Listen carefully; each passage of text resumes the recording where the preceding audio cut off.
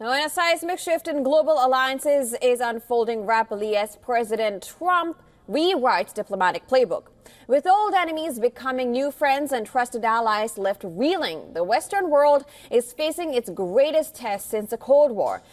Is this the end of the Transatlantic partnership as we know it? Our next package in this report tells you more.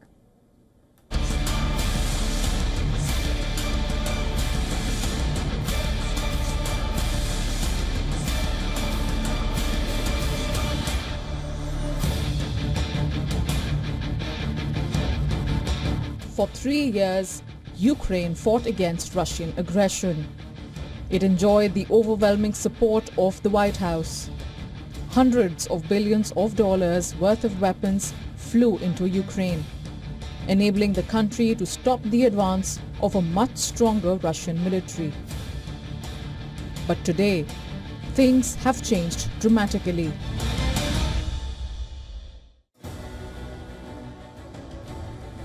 On the third anniversary of the brutal onslaught on Ukraine, the US chose new voting partners at the United Nations, including longtime enemies Russia and North Korea.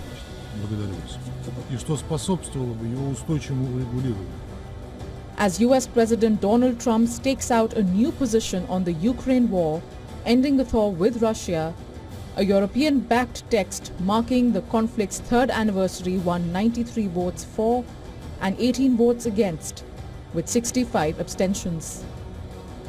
Such was the confusion that the Serbians voted against Russia and are not apologizing for their mistake.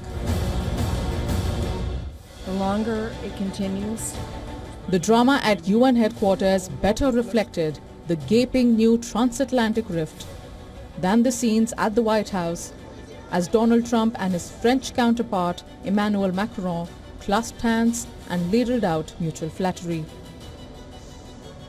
Macron warns that peace cannot mean the surrender of Ukraine. That's not what we said.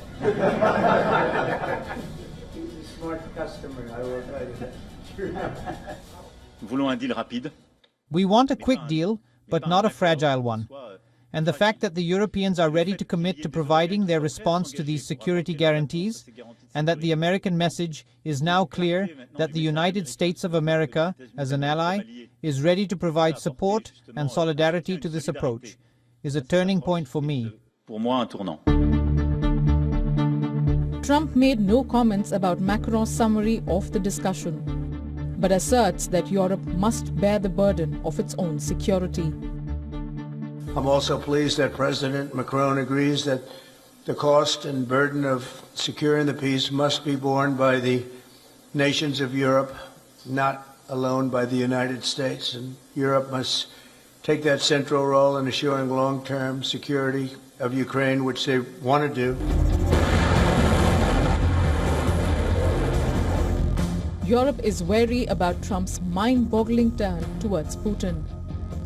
As the US president is pushing for a peace deal with his Russian counterpart, Kiev is worried what terms it may contain.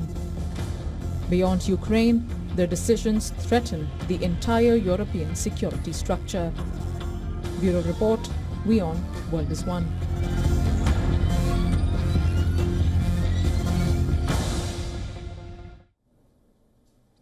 WION has learned that at least 8 Pakistani nationals will be deported on February 26 from the United States via a special flight that will land at Noor Khan Air Base in Rawalpindi.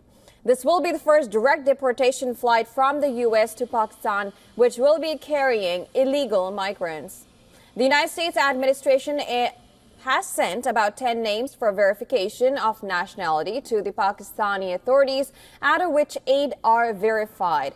The Pakistani diaspora in the U.S. is small and comprises of about 680,000 nationals in numbers. Illegal migrants from Pakistan don't even make up a fraction of the figure. Now, according to the Department of Homeland Security data, the exact number of undocumented Pakistanis in the U.S. is disputed due to varying calculation methods. New estimates for 2022 range from 7,000 to 15,000. U.S. Secretary of State Marco Rubio has said that the deportation flights were an effective way to stem the flow of illegal migration. The State Department said such deportations send a message of deterrence to other people considering migrating illegally.